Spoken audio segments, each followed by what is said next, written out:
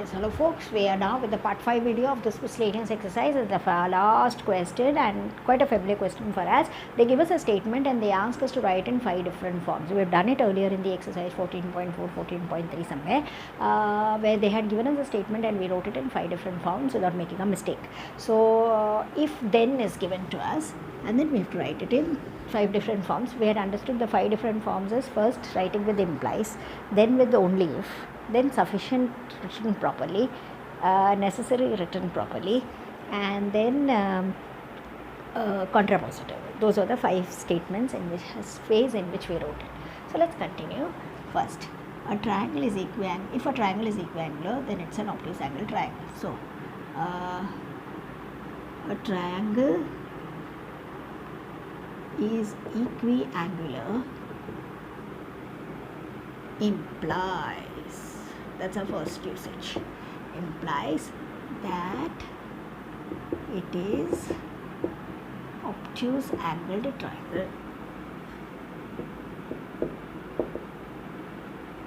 First. Then second is only if. So a triangle is equiangular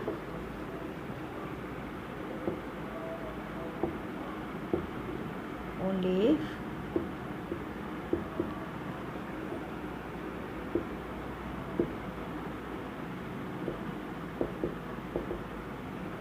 it is obtuse angled triangle.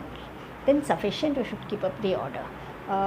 For a triangle to be equiangular, it is sufficient, no, that should not be the proper way. Sufficient, when you are putting up sufficient,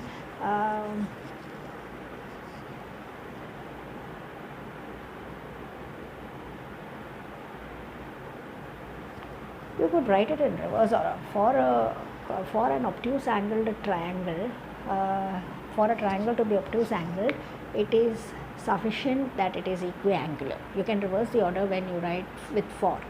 Or if you have to keep up this sense, that's what I am struggling, if you have to keep up the sufficient in the normal order, then a triangle being equiangular is sufficient for it to be an obtuse angled triangle. That way you can write. So a triangle being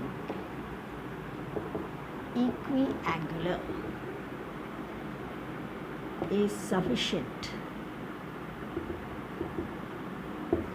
for it to be obtuse angled triangle.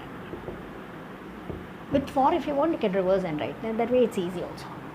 Then here also, if you are writing with for, you can write it in this PQ order. Otherwise, you will have to be a little careful. Necessary, when we are writing, we generally reverse and the first part comes later. It is necessary for a triangle to be obtuse angled triangle. It is necessary that it is equiangular. So a triangle is obtuse angled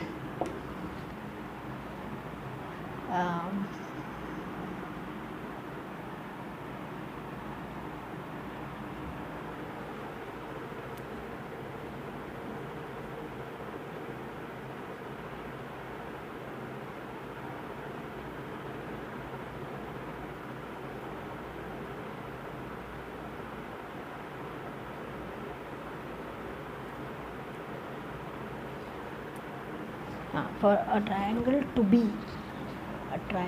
be obtuse angled, it is necessary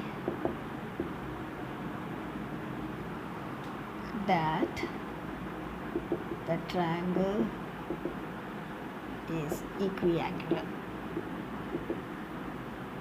Among several other usages, you will see different other usages. With for, as I said, it can reverse. Then contrapositive. If the triangle is not obtuse angled triangle, then